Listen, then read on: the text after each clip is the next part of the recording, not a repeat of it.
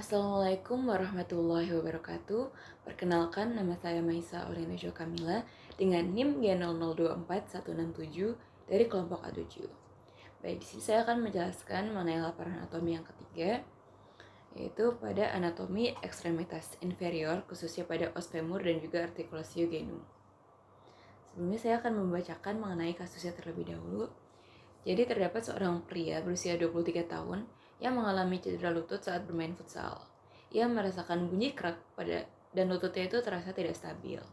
Nah, setelah kejadian, lututnya itu membengkak dan juga sulit untuk digerakkan. Jadi pada poin A, saya akan menjelaskan mengenai anatomi penyusun artikulasi genu. Pada poin B, saya akan menjelaskan mengenai ligamentum yang memperkuat artikulasi genu. Dan yang ketiga, poin C, saya akan menjelaskan mengenai anatomi dari os femur. Oke. Yang pertama, anatomi penyusun artikulasio genu. Nah, artikulasio genu itu merupakan sendi sinovialis terbesar pada tubuh manusia dengan jenis sendinya itu berupa ganglimus yang fungsinya itu untuk menopang berat tubuh. Nah, ini ada persendian, ada patella.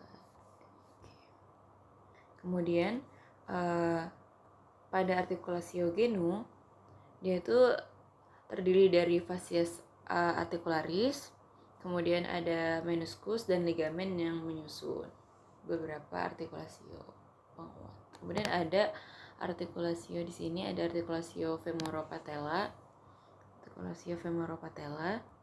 Kemudian ada artikulasio menisco-femoral,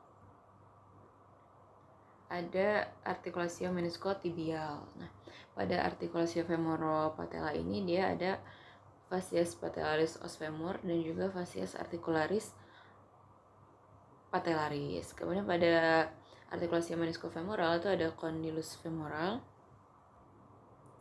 dan juga meniscus medialis et lateral. Sedangkan pada yang artikulasi meniscotibial dia ada condylus tibia dan juga meniscus medialis et lateralis. Ini condylusnya, medialis lateral, ini fascies patella, ini patella fascies articularis. Meniscus lateral, condylus lateral, fascies patellaris, dan juga meniscus patellaris medialis. Ini akan membentuk artikulasi-artikulasio dari femoropatella, meniscofemoral, dan meniscotibial.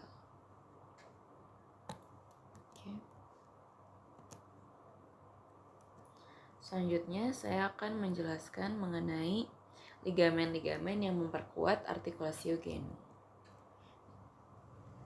Nah, ini adalah ligamen-ligamen yang memperkuat. Jadi ligamen yang memperkuat itu ada ligamen cruciatum anterior, kemudian ligamen cruciatum posterior. Ada juga ligamen transversum genus, lalu ada ligamen kolateral tibial dan ligamen kolateral fibular. Kemudian ada juga ligamen-ligamen pendukung yang lain. Itu adalah ligamentum yang memperkuat artikulasio dari genu. Selanjutnya saya akan menjelaskan mengenai anatomi dari os femur, tulang femur ini. Nah, os femur itu terdiri dari beberapa bagian. Jadi ada bagian epifisis proksimal, ada bagian diafisis, dan juga ada bagian epifisis distal. Nah, pada bagian epifisis proksimal ini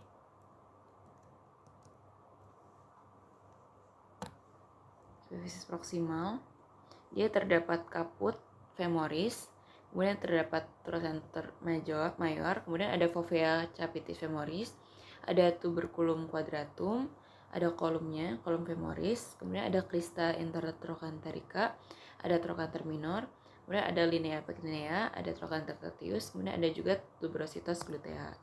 Sedangkan pada bagian diafisisnya itu dia berupa corpus femoris.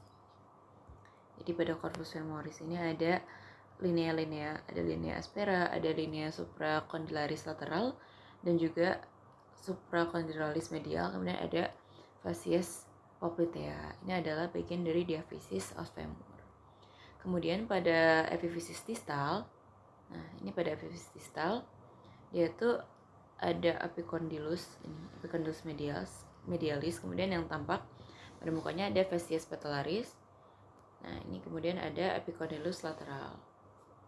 Facies patellaris os femur dan facies articularis patella ini nanti dia akan membentuk artikulasi femoropatella. Nah, ini epicondylus. Kemudian ada juga tuberculum adductorium. Nah, ini di sini ada epicondylus lateral, di sini ada condylus medialis, dan juga ada linea intercondylaris, condylus lateralis, dan juga ada fossa intercondylaris. Itu adalah anatomi yang menyusun dari os femur yang terbagi menjadi epifisis proksimal, diafisis, dan juga epifisis distal. Proksimal, diafisis, distal. Oke. Baik, sekian penjelasan dari saya.